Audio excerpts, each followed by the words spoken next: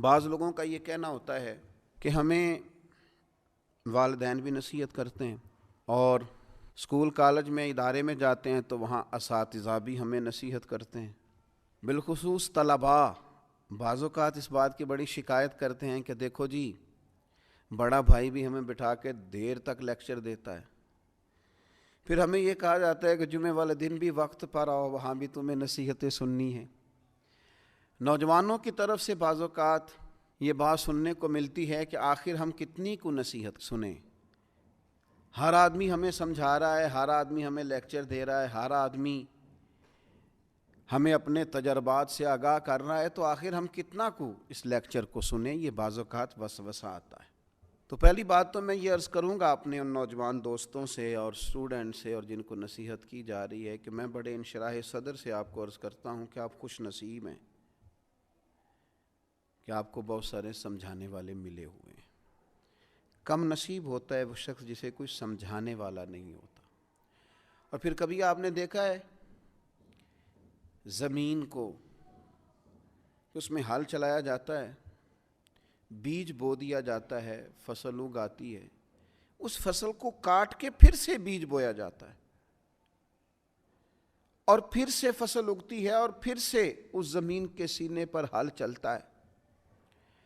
وہ کتنی ہی فصلیں دیتی ہے، وہ کتنے ہی درخت اگاتی ہے، وہ کتنا ہی انسانوں کا جانوروں کا فائدہ کرتی ہے،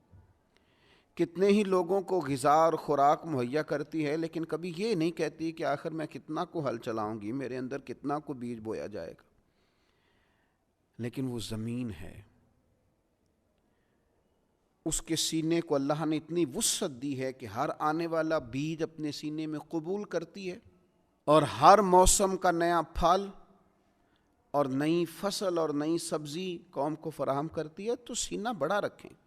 آپ مختلف قسم کے بیج جب اپنے سینے میں بوئیں گے اور مختلف قسم کے نیک، اچھے اور سمجھدار لوگوں کی رائے اور نصیحت آپ حاصل کریں گے تو آپ اپنے باطن میں مختلف قسم کے پھول کھلتے ہوئے محسوس کریں گے، آپ کی طبیعت کے اندر مختلف قسم کی خوبصورتیاں پیدا ہوں گی۔ نبی اکرم صلی اللہ تعالی علیہ وسلم نے فرمایا، مشکوٰۃ شریف میں حدیث موجود ہے، حضور فرماتے ہیں مومن کبھی خیر سننے سے سیر نہیں ہوتا،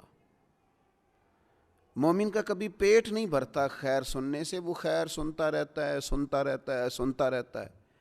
حتیٰ کہ اس کا ٹھکانہ جنت ہو جاتا ہے۔ وہ خیر سنتے سنتے ہی جنت کا مسافر ہو جاتا ہے، جنت میں پہنچ جاتا ہے۔ تو خیر سنیں، خیر سنیں، نصیحت سنیں۔ اللہ تعالیٰ نے زبان ایک دی ہے اور کان دو دیے ہیں، معنی یہ ہے کہ سنگل بولا جائے اور ڈبل سنا جائے۔ اچھے لوگوں کی باتیں سنیں، اور میں کہوں گا کہ دوڑ کے سنیں اور جلدی سے سنیں۔ صحیح العقیدہ اور خیر کہنے والے لوگوں کی باتوں پر توجہ سے کان دھریں اور جلدی سے اپنے حصے کی خیر اکٹھی کریں۔ یہ آپ سن کے تو دیکھیں، یہ جو آپ خوبصورت چیزیں سنیں گے یہ سوچوں کو خوبصورت کر دیں گی، یہ طبیعت کو خوبصورت کر دیں گی، یہ مزاج کو ٹھنڈا کر دیں گی، یہ لطافت پیدا کر دیں گی۔